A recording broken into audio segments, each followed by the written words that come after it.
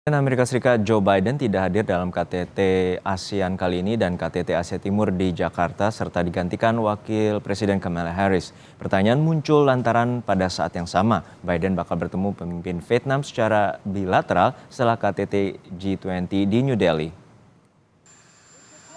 Ketidakhadiran Presiden Amerika Serikat Joe Biden di Jakarta untuk berbagai pertemuan dengan pemimpin ASEAN menjadi sorotan beberapa pihak. I think it's a mistake for Biden not to go to the East Asia Summit and US-ASEAN Summit in Jakarta. And the reason is that this is seen in many ways as a litmus test of US engagement in Southeast Asia and in the region more broadly.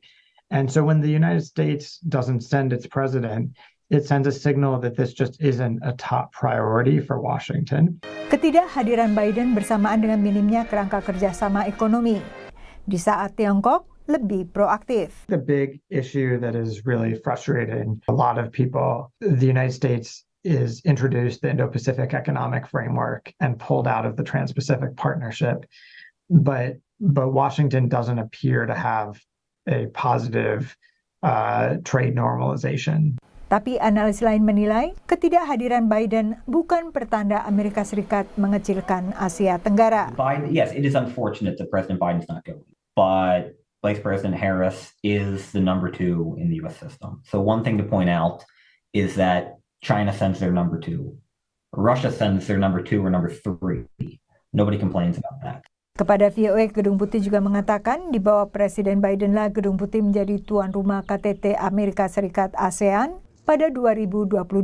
Dan Biden pun telah bertemu Presiden Republik Indonesia Joko Widodo di sela KTT G20 di Bali akhir 2022. Tahun ini KTT G20 digelar di India mulai 9 September dan Presiden Joe Biden dijadwalkan hadir. Setelah dari New Delhi, Biden akan berkunjung ke Hanoi, ibu kota Vietnam, untuk meningkatkan hubungan kedua negara ke kemitraan komprehensif strategis. Keputusan ini pun memunculkan pertanyaan mengapa Biden ke Hanoi tapi tidak ke Jakarta. 40% pasar ASEAN itu ada di Indonesia.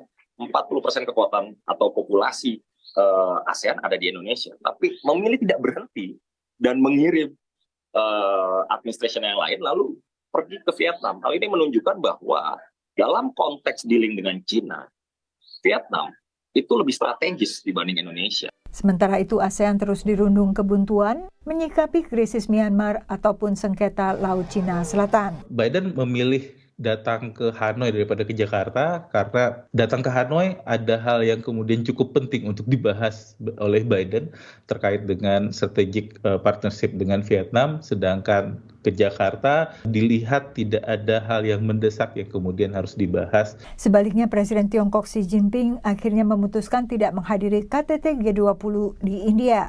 Absennya Xi untuk pertama kalinya dalam KTT G20 ini disesalkan Presiden Biden. Dari Washington DC, Yuni Salim dan tim VOA.